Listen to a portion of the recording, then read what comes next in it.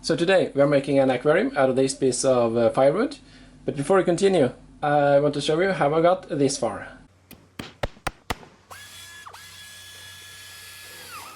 And of course remember to hit that subscribe button.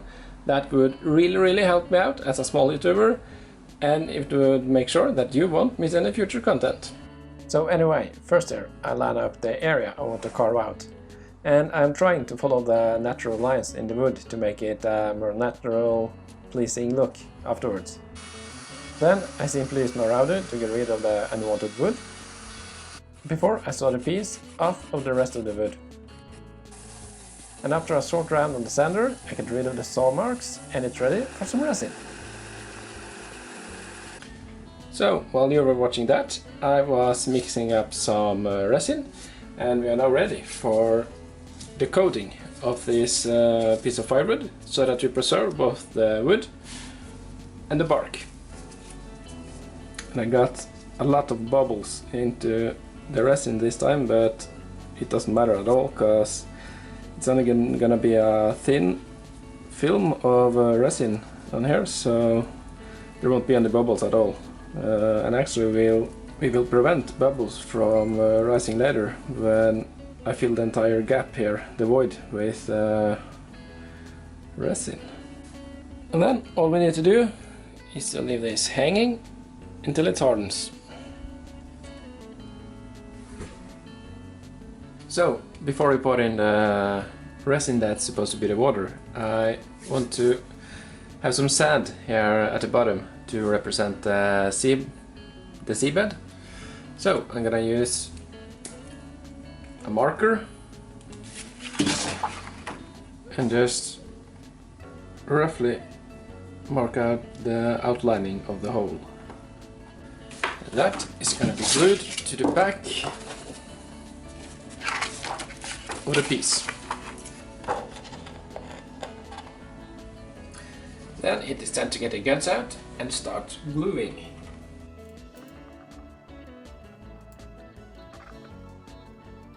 So this is just some sand from an earlier holiday. So this looks a lot like concrete work. I guess that is because there's a lot of similarities. Mix the compounds and you mix till you get a desired result. It's not floating at all, it's not seeping like a liquid, it's more firm.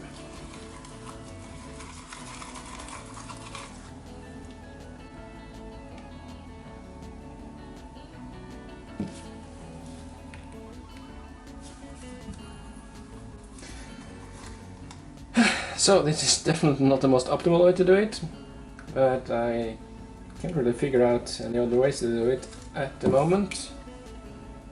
But I'm sure that if you have an idea and you comment below, I will be so frustrated with myself for not thinking about it.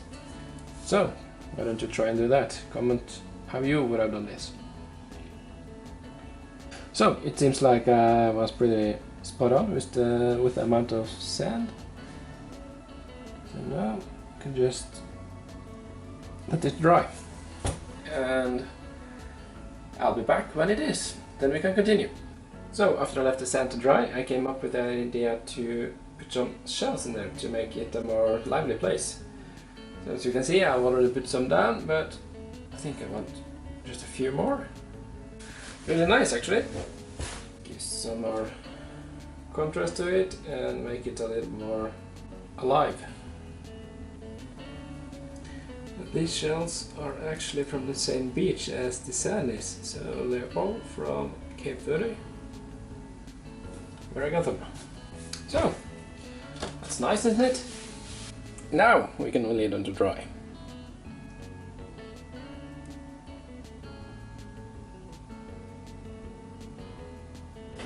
Now I want to get a really nice ocean color here. So I'm gonna use glass cast blue and start with one drop, and we'll see how much we need in the end. it's also important that I count these drops because I want to match the next layer.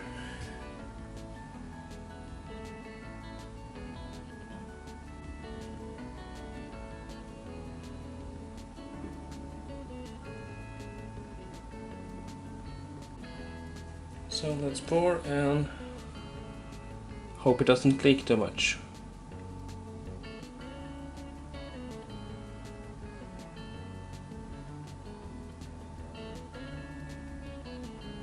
So I also want some of these in the resin to make it all look a little bit more natural and alive when the fishes get in there. So I thought I would put them into the resin right now so that they sit in between the layers, so that when I sand it all down later they'll be safe. So this right here, just let it sink neatly into the resin.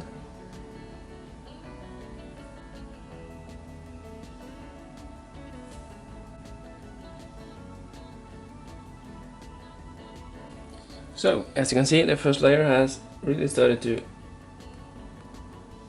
to solidify. So, I can now do yet another layer.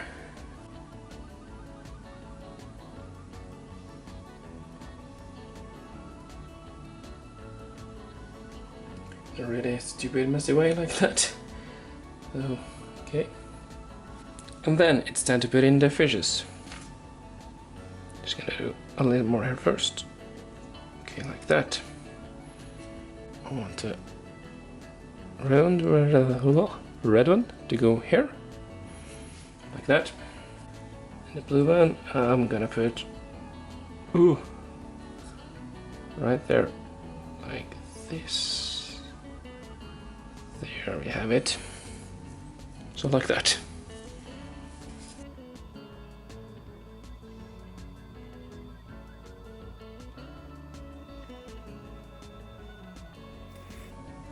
And now we just have to wait a few days till it hardens completely. So, the project might seem done by now, but we got some irregularities.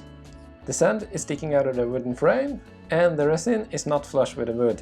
So, by taking it out to the sander, we can fix that problem and make it look a lot more professional. And with a final coat of resin, the shine will surely come back to it.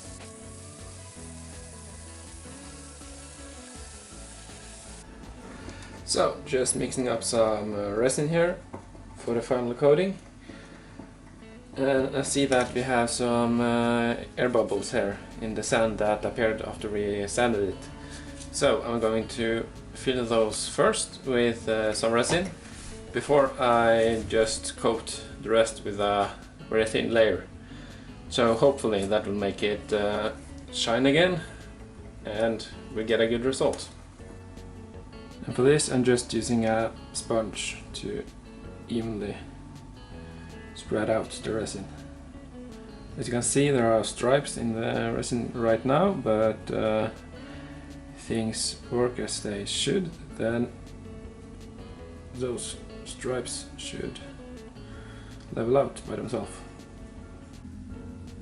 So, here you see the final result. And please remember to subscribe if you liked the video and hit that like button while you're at it.